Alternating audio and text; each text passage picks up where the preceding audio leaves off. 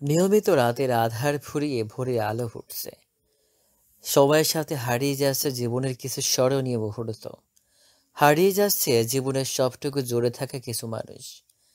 একটু একটু করে বিলীন হয়ে যাচ্ছে সুখ, সুখের দিন। কেউ আপনজন হারিয়ে হাউমাউ করে কেঁদে উঠছে। আবার কেউ নতুন কোনো অতিথি পেয়ে অতি আনন্দের সাগরে ভেসে বেড়াচ্ছে। অ্যাক্সিডেন্ট হওয়ায় দীর্ঘদিন অসুস্থ ছিলেন ময়নার স্বামী লুৎফর। অবশেষে আজ পৃথিবীর সকল ম্যাদ ত্যাগ করে চলে গেলেন না ফেরার দেশে। লাশের দুপাশে দুটো ছোট্ট পরি বসে বাবা হারানোর বেদনায় হাউমাউ করে কাঁদছে। কিছুতে থামানো যাচ্ছে না তাদের। অনেকেই নানাভাবে চেষ্টা করেও ব্যর্থ হয়েছে। রফিকুল্লাহ তার পুরো পরিবারকে সঙ্গে নিয়ে এসেছেন। রফিকুল্লাহ আর সাজেদা চেয়ারে বসে আছেন। মাঝে মাঝে সাজেদা উঠে গিয়ে ময়না এবং তার মাকে সান্ত্বনা দিচ্ছে। সামিন, সানিম দু ভাই সবার হাতে হাতে টুকটাক কাজ করছে। শোভনা সেই বাচ্চাদের সামলানোর বিশেষ চেষ্টা করছে। তবে তাদের লাশের পাশ থেকে ওঠানো সম্ভব হচ্ছে না। সামিন তার কাজ শেষ করে এখানে এসে দাঁড়ালো। শোভনা তাকে দেখতে পেয়ে নিজের জায়গা থেকে উঠে এসে সামিনের হাত ধরে কাঁদো কাঁদো গলায় বলল, ওইদিকে চলো না। দেখো না, ময়না আবার পিচি মেয়ে দুটো খুব করে কাছে, কারো কোনো কথা শুনছে না। তুমি একটু চেষ্টা করে দেখো না, যদি ওদের ওখান থেকে সরাতে পারো। দেখেছো, ওদের কিন্তু অতটা বোধ বুদ্ধি হয়নি, দুনিয়া চিনতেই শুরু করেনি, তবুও এটা বুঝতে পেরেছে যে তাদের বাবা নামক ছায়াটা দুনিয়া ছেড়ে। আমার খুব দুঃখ হচ্ছে ওদের জন্য। কি হবে এরপর ওদের? কে দেখবে ওদেরকে? আল্লাহ ঠিকই একটা ব্যবস্থা করে দিবেন। চলো ওইদিকে গিয়ে দেখি। মেয়ে দুটো যমজ। সামিন গিয়ে মাটিতে হাঁটু গেঁথে বসে ওদের মাথায় হাত বুলিয়ে দিয়ে বলল, হ্যাঁ, কাঁদছো কেন তোমরা? তোমরা এভাবে কাঁদলে বাবা খুব দুঃখ পাবে, সেটা কি জানো? তোমরা তো তোমাদের বাবাকে খুব ভালোবাসো, তবে তাকে দুঃখ দেওয়াটাকে ঠিক হচ্ছে বলো? সাবিয়া, লামিয়া, তাদের দুজনের মধ্যে সামিয়া 2 মিনিট এর ছোট হলেও সাবিয়ার চেয়ে সে একটু চঞ্চল বেশি। কথাবার্তা থেকে শুরু করে সব দিক থেকেই এক ধাপ এগিয়ে।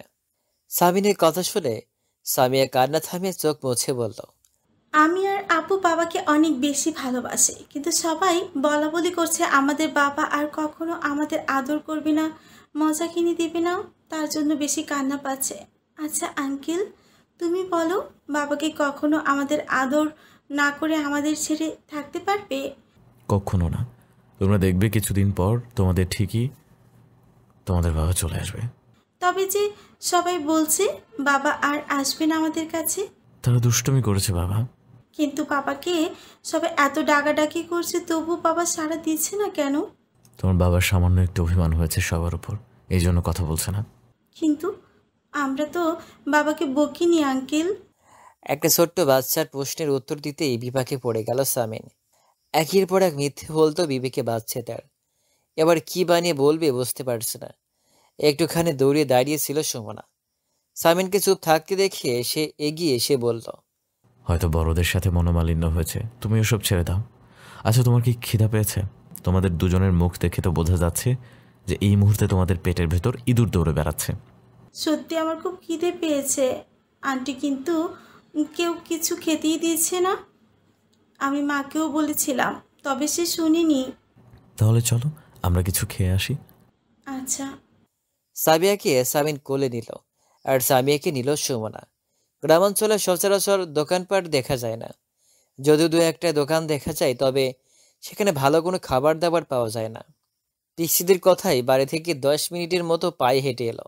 ছোট্ট একটা দোকান দেখতে পেয়ে এগিয়ে গিয়ে দোকানের উদ্দেশ্যে সামিন বলল, আপনার দোকানে সবচেয়ে দামি যেটা খাবার আছে সেটা দিন, তবে হ্যাঁ, বাচ্চারা খাবে, ভালোভাবে দেখে বুঝে দেবেন। দোকানের সামনে টঙের উপর কিছু মানুষ বসে আছেন। তারা সামিনের কথা শুনে অবাক হলেন। তাদের মধ্য থেকে একজন মহিলা সামিয়াকে জিজ্ঞেস করলেন, কে সামিয়া, তোর সাথে এরা কে? শুনলাম তোর বাবা মারা গেছে, তাহলে তুই এখানে কেন?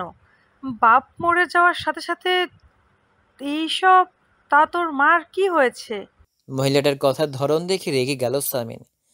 দুটো মন্দ কথা শোনাতে পেছন ফিরে তাকালো, কিন্তু তার কিছু বলার আগেই সুমনা বলতে শুরু করলো, আমরা যেহেতু ওদের সাথে আছি, তার মানে আমরা অবশ্যই ওদের আত্মীয় হব, তাই না? আর আপনি একজন মুরব্বি হয়ে কি করে এই ছোট্ট মেয়েটাকে এই কথাটা বললেন? আপনার মনে কি মায়া হলো না একটু? ওরা ছোট মানুষ, এত সব আমাদের মতো বোঝে না, তাই ওদের এসব বলেও তো কোনো লাভ নেই। এ মেয়ে, খুব তো ফটফট করে কথা বলো, হ্যাঁ? তুমি কি জানো এটা আমাদের বাড়ি? তোমার সাহস তো কম না, বড় না, আমাদের বাড়িতে এসে আমাকেই কথা শোনাচ্ছ? এটা আপনার বাড়ি নাকি অন্য কারো বাড়ি সেটা জানার একদমই ইচ্ছে নেই আমার। আপনি একটু ভালো করেও তো বলতে পারতেন। তুমি আমাকে ভালো মন্দ শোনানোর কে রে? মহিলাটা তেড়ে এসেছেন সুমনার দিকে। সামিন সুমনাকে সরিয়ে দিয়ে মহিলার সামনে দাঁড়িয়ে রাগান্বিত গলায় বলল, যা করতে যাচ্ছেন তা ভেবে চিন্তা করতে চাচ্ছেন তো, নাকি হুটহাট এমন কিছু করে বসার অভ্যাস আছে? এটা আপনার বাড়ি বলে সবাই কিনে নেননি। সাহস হয় কি করে আমার স্ত্রীর দিকে তেড়ে আসার? আমি তোর বইয়ের চুল ছিঁড়ে ফেলবো, সামনে থেকে সরে যা তুই। এবার রক্ত যেন মাথায় চড়ে বসল। রাগের সোয়াল শক্ত হয়ে গেল। এর মধ্যে একটা ছেলে দৌড়ে এসে চট করে সামিনের সামনে দাঁড়িয়ে থাকা সেই মহিলাকে টেনে সরিয়ে নিয়ে অপরাধের সুরে বলল, মাফ করবেন ভাই, আসলে ওনার মাথায় একটু সমস্যা আছে। যখন তখন যে কোনো মানুষকে যা খুশি বলে দেয়, এমনকি তাদের গায়ে পর্যন্ত হাত তুলে বসে। নিমিষেই রাগ ঘোলে পানি হয়ে গেল। এটা কি হলো? একজন মানসিক রোগীর সাথে এই ব্যবহার করা ঠিক হয়নি, কিন্তু সেও তো এমন সব কথাবার্তা বলেছে সুস্থ মস্তিষ্কের মানুষজনের মতো, তাই রাগটা করা হয়েছিল। মহিলাকে পরখ করে দেখে শান্তভাবে সামিন লোকটার উদ্দেশ্য বলল, ওনাকে চিকিৎসা করিয়েছিলেন? সামান্য দিনমজুরের কাজ করে পুরো সংসার চালিয়ে হয়ে ওঠে না। মাকে ডাক্তারের কাছে নিয়ে যাওয়া। আপনার মা হন? জি। বিয়ে করেছেন? না। তবে যে সংসারের কথা উল্লেখ করলেন? ঘরে অসুস্থ বাবা হাঁটাচলা করতে পারে না। মা সেও তো একজন পাগল। তার উপর বড় বোন আছে, তার মেয়ে নিয়ে। আপা সুস্থ ছিল, তাই গ্রামবাসীর সাহায্যে তাকে বিয়ে দিয়েছিলাম। কিন্তু তার একটা মেয়ে হওয়ার কিছু মাস পর থেকে সেও মায়ের মতো হয়ে গিয়েছে। সেজন্য তার শ্বশুরবাড়ির সবাই আপাকে আমাদের বাড়িতে পাঠিয়ে দিয়েছে। তারা কখনো কোনো খোঁজখবর নেয় নাই। কিন্তু আমার তো বোন, আমি কি করে তাদের এড়িয়ে চলি বলুন? বাবা মা বোন সব কিছুই তো আমার, তাই তো আমি এড়িয়ে চলতে পারি না। সামিন লম্বা একটা শ্বাস ফেলে বলল, পড়াশোনা করেছেন? এখনো করছি, সপ্তাহে একদিন কলেজে যাওয়া হয়। ড্রাইভিং লাইসেন্স আছে বা কোনো অভিজ্ঞতা? ছোটবেলা থেকে ইচ্ছা ছিল বড় হয়ে গাড়ি চালাবো। যখনই বড় কোনো গাড়ি দেখতাম তখনই বলতাম, এই গাড়িটা আমি চালাবো। তখন একটু একটু করে তখন বুঝতে শিখলাম। তখনই পরিবারের হাল কাঁধে চাপলো। আমি যদি আপনাকে ছোটখাটো একটা চাকরি দেই তাহলে কি করবেন চাকরিটা? চাকরিটা তো অবশ্যই ঢাকায় হয়। তো এখানে এভাবে সবাইকে রেখে আমি কি করে চলে যেতে পারি? কেন রেখে যাবেন? সবাইকে সঙ্গে নিয়ে তারপর খাবেন। ওখানে গিয়ে সবাইকে ভালো চিকিৎসা করানো যাবে। এমনও হতে পারে তারা সুস্থ হয়ে যাবে। আপনি যদি চান তাহলে আসতে পারেন। ছেলেটা কিছুক্ষণ ভেবে চিনতে বলল। ঠিকানা? সামিন দোকান থেকে একটা সাদা কাগজ আর একটা কলম নিয়ে লিখে দিল ঠিকানা। ওয়ালেট থেকে কিছু টাকা নিয়ে ছেলেটাকে দিয়ে বলল, এটা গাড়ি ভাড়া হিসেবে রাখুন। যদি আপনার বুঝতে বেশি অসুবিধা হয় তবে এক কাজ করতে পারেন, ময়নার মায়ের সঙ্গে যেতে পারেন। চেনেন তো ময়নার মাকে? জি, সাবিয়া সামিয়ার নানি হন তিনি। কারেক্ট, তিনি আমাদের ওখানেই থাকেন। আপনি তার সাথে আসতে পারেন। জি ঠিক আছে, অসংখ্য ধন্যবাদ আপনাকে। সামিন মুচকি হেসে বাকিদের সঙ্গে নিয়ে চলে এলো। এখানকার সমস্ত কার্যক্রম শেষ। দূর দূরান্ত থেকে আসা আত্মীয় স্বজনেরা চলে গিয়েছে। সুমনা সাবিয়া সামিয়া দুজনকে খাইয়ে ঘুম পাড়িয়ে দিয়েছে। রফিকুল্লাহ ময়নার মায়ের হাতে কিছু টাকা দিয়ে বিদায় নিয়ে ঘর থেকে বেরিয়ে এলেন। গাড়ি কাছে এসে সবাই দাঁড়ালো। এর মধ্যে সামিন রফিকুল্লাহর উদ্দেশ্যে বলল, বাবা, তোমার হাতে তো সময় নেই, তাই বলছি তুমি আর মা ঢাকায় ফিরে যাও। আমরা সুমনাদের গ্রামে যাব ভেবেছি। বিয়ের পর একদিন গিয়েছিলাম, তাও আবার মাত্র কয়েক ঘন্টার জন্য। এরপর দেশের বাইরে যাওয়া, 3 মাস অসুস্থ থাকা, সব মিলিয়ে তো আর যাওয়া হলো না। এদিকে আবার আমার ক্যাম্পে ফেরার সময় ঘনিয়ে এলো, তাই আমাদের যাওয়া উচিত। এতে মা ভীষণ খুশি হবেন। রফিকুল্লাহ খুশি হয়ে বললেন, ঠিকই বলেছো আফা, খুব খুশি হবেন তোমাদেরকে দেখতে পেয়ে। আমারও যাওয়ার ইচ্ছে ছিল, কিন্তু সময় নেই। যাই হোক, সাবধানে যেও তোমরা। আর এখান থেকে তো কাছেই আছে, তবে আমাদের অনেকটা পথ যেতে হবে, তাই এখনই রওনা দিতে হবে। ঠিক আছে বাবা, দেখে শুনে যেও, কেমন? রফিকুল্লাহ একগাল হেসে গাড়িতে চড়ে বসলেন।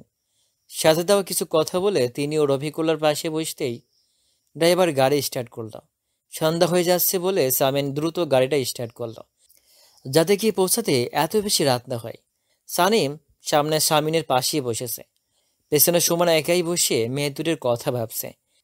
কি মায়াবী চোখ, মুখে মধুর হাসি সবসময় লেগেই থাকে। মেয়ে দুটো একটু বেশি মায়াবী, কেন জানি কাঁদলে আরো দ্বিগুণ বেশি সৌন্দর্য বৃদ্ধি পায়। একবার ওদের দেখলে ভুলে যাওয়া অসম্ভব, বিশেষ করে সামিয়া। সে তো তার কথাই মানুষকে বড্ড মায়ায় ফেলে দিতে জানে। তার আন্টি বলা, পাখাপাখি কথা বলা সবই কানে বাজছে। চলতে চলতে হঠাৎ থেমে গেল গাড়ি। সুমনার চোখে সবেমাত্র এক চিমটি ঘুম এসে বাধা বেঁধেছে। এর মধ্যে গাড়ি চলা বন্ধ হলো। মুখে বিরক্তির শব্দ করে চোখ দূরে বুঝেই সুমনা প্রশ্ন করল, এই তোমার সমস্যা কি? হ্যাঁ, বারবার গাড়ি দাঁড় করাচ্ছ কেন? পেটে কি মোচড় দিয়ে উঠছে নাকি? সুমনার কথা শুনে স্বামী সানিম ভ্যাবাচাকা খেয়ে দুজন দুজনের দিকে চেয়ে আছে। সানিম দরজা খুলে বলল, ভাবির হয়তো আরও জার্নি করার ইচ্ছে হয়েছে, আমি পারবো না আর, তাই আমি এখন গিয়ে সোজা ঘুম দেব। তোমরা ঘুরে এসো ভাইয়া। চট করে সুমনা চোখ মেলে আশপাশটা পরখ করে দেখিয়ে হেসে বলল। ও, আমরা চলে এসেছি। সাবিন তার উত্তরে বলল, না না, ঘুমাও, আমরা তো গাড়ি স্টার্টই করিনি। আমি আমার বাড়ি খুব ভালো করেই চিনতে পারি, বুঝলে? ও আচ্ছা, আগে তো জানতাম না। সাবিনের কথায় পাত্তা না দিয়ে দরজা খুলে সুরসুর করে নেমে গেল।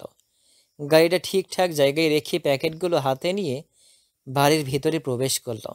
দরজার সামনে দাঁড়িয়ে কড়া নাড়ল। বিভোর ঘুমে তলিয়ে আছেন ফারজানা। ঘুমের ঘরে স্বপ্ন দেখছে ভেবে উঠছেন না তিনি। মিনিট পাঁচেক দাঁড়িয়ে রইল। একটু পরপরই কড়া নাড়ছে, তবে দরজা খোলার নাম নেই। সানিমের ঘুম পেয়েছে, বারবার এদিক সেদিক দুলছে।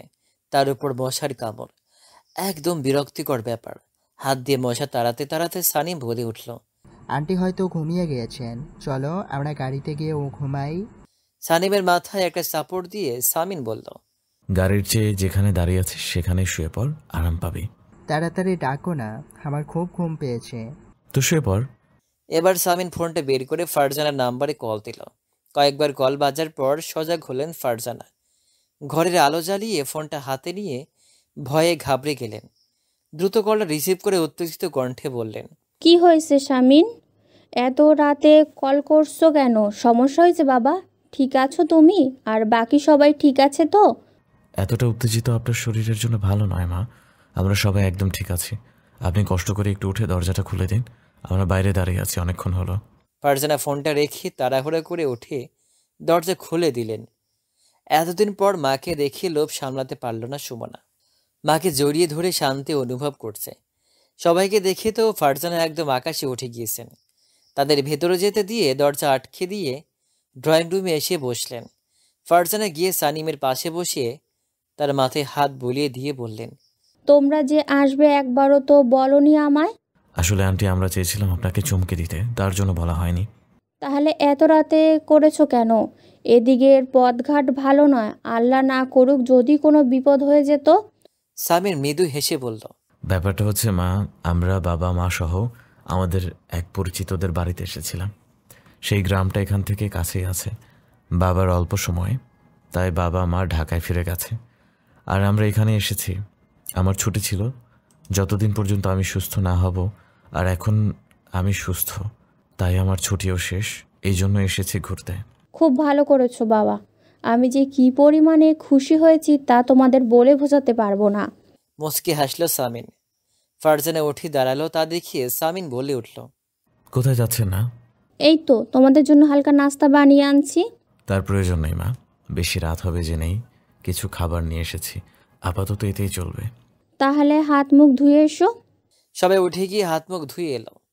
এদিকে ফারজানা সবকিছু তৈরি করে রেখেছেন। সবাই মিলে গল্প করতে করতে খাওয়া শেষ করে নিজ নিজ ঘরে শুতে গেল। একটানে এতগুলো দিন সামিনকে জড়িয়ে ধরে তার বুকের ওপর মাথা রেখে ঘুমিয়ে এসেছে। এখন তাকে ছাড়া একটা রাত ঘুমানো ভাবতেই পারে না সে।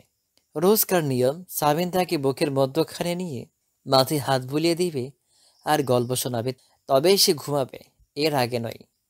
আজও ব্যতিক্রম কিছু হয়নি। সামিন তার কার্যক্রম চলমান রেখেছে। এদিকে সুমনা দুচোখ বুঝে অনুভব করছে পুরো ঘর জুড়ে নীরবতা বিরাজ করছে। কোথাও কিঞ্চিত পরিমাণে শব্দ নেই। তার উপর সুমনা নিশ্চুপ। এটা তার কাছে মোটেও ভালো লাগছে না। তাই সে নিজেই ছোট্ট সুরে নরম গলায় বলল, পাখি, ঘুমিয়েছ? কিছু বলছো না যে? ভাবছি। কি ভাবছো? তুমি যখন কাজে চলে যাবে তখন আমায় কে ঘুম পাড়িয়ে দেবে? রোজ রাতে আসবো, তারপর তোমায় ঘুম পাড়িয়ে দিয়ে চলে যাব। মিথ্যে আশ্বাস কেন দিচ্ছ আমায়? এছাড়া তো আর কিছু করার নেই পাখি। আমাকে তোমার সঙ্গে নিয়ে চলো না। আর মাত্র কয়েকটা মাস অপেক্ষা করো, তারপর থেকে আমি রোজ আমাদের বাসা থেকেই কর্মস্থলে যাব। কাজ শেষে আবার বাসাতে ফিরবো। জলদি করো সেটা। আচ্ছা সোনা, তোমাকে একটা প্রশ্ন করব। করো। রাগ না করে শান্তভাবে উত্তর দিবে। আচ্ছা, তুমি কি আমাকে ভালোবাসো? নড়ে চড়ে উঠল সুমনা। রাগ করতে বারণ করা হয়েছে, নয়তো সে বেশ রাগ দেখাতো। চুপ করে রইল সে, মুখে কোনো কথা নেই। আর থাকবেই বা কী করে? সে নিজেই তো বুঝতে পারছে না যে টান ঠিক কিসের জন্য। স্বামীন উত্তর না পেয়ে বলল, হ্যাঁ না কিছু আশা করেছিলাম, কিন্তু তুমি তো নিশ্চুপ হয়ে রইলে। আসলে আমি বুঝতে পারি না কিছু, তবে হ্যাঁ, তোমার অনুপস্থিতি আমায় খুব দুঃখ দেয়। আমি ভালো থাকার হাজারটা চেষ্টা করেও ব্যর্থ হই। আমার চারদিকে সব পরিপূর্ণ থাকলেও কোনো কেন যেন আমি নিজেকে একদমই শূন্য মনে হয় আমার। আমি জানি না কেন। আমার এমন লাগে যে আমার কেউ নেই দুনিয়াতে, আমি একাই বসবাস করি। বিশ্বাস করো, মাঝে মধ্যে আমার না দম বন্ধ হয়ে আসে, তখন তোমায় খুব মনে পড়ে আমার, জানো। একগাল হেসে শক্ত করে বুকের সাথে চেপে ধরে কপালে একটা চুমু খেয়ে বলল, ব্যাস, আর কিছু বলার প্রয়োজন নেই, কারণ এতে আমার অশান্ত মনটা প্রশান্তিতে ভরে উঠেছে। সুমনা মুচকি হেসে আবারও চুপ রইল। স্বামীন কিছু একটা ভেবে বলল, সেদিনের মতো চকলেট খেলে কেমন হবে বলো তো? বেশ খানিকটা লজ্জা মিশ্রিত গলায় সুমনা বলল, জানি না কিছু। লজ্জা পাচ্ছ তুমি? তাহলে কি আমি ধরে নিব তুমি এতে সম্মতি দিয়েছো? না, এইসব ভালো কাজ না। তাহলে কি ভালো কাজ শুনি? আমি জানি না কিছু। তাড়াতাড়ি বড় হয়ে যাও তো, তোমাকে যে অনেক ভালোবাসার বাকি। এত ভালোবাসতে হবে না, ঘুমাও। রাত হলে কি তোমার ভূতে পায় নাকি? না, আমাকে সুমনা পায়, কিন্তু আমি তাকে পাই না। মাথা খারাপ হলো নাকি বলো তো? এত কিছু জানি না, শুধু তুমি তাড়াতাড়ি সবটা বুঝতে শিখলেই হবে। আমি অবুঝ নই, সবকিছু বুঝতে পারি। তুমি আসো না কেন? কাছেই তো আছি। এজন্য বলেছি বড় হতে। আর যদি তুমি বড় হতে, তাহলে আমার কথাটার আসল মানে বুঝতে। যা বলার সরাসরি বললেই হয়, এভাবে মানে রেখে কথা বলে কেউ বুঝতে পারবে না। আমি তোমাকে আমার কাছে চাই। বারবার সেই একই কথা। আচ্ছা, আমি তো তোমায় জড়িয়ে ধরে আছি, তবুও কেন কাছে চাই করছো বলো? আরে এটা না, ধুর, বুঝবা না। তাহলে কোন কাছে? আচ্ছা বুঝলাম, তারপর অত কাছে গিয়ে কি হবে? ভালোবাসাবাসি হবে। তারপর সেই ভালোবাসা থেকে কি হবে?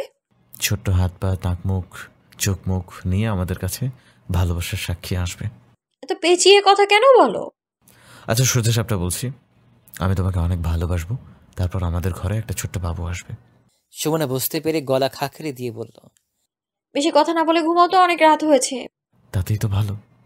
আমি কিন্তু চলে যাব এখান থেকে। স্বামীন হো হো করে হেসে বলল, আচ্ছা ঘুমাও, আর কিছু বলবো না। দুচোখের পাতা বুঝে গেল, প্রচণ্ড ঘুম পেয়েছিল। মাথায় হাত বুলিয়ে দিতে দিতে কখন যেন স্বামীনে ঘুমিয়ে গিয়েছে। রাত হয়েছে অনেক। তার উপর সারাদিনের ক্লান্তি সব মিলিয়ে অনায়াসেই ঘুম চলে এলো। তার জন্য বেশি কষ্ট করতে হলো না তাদের কারোরই।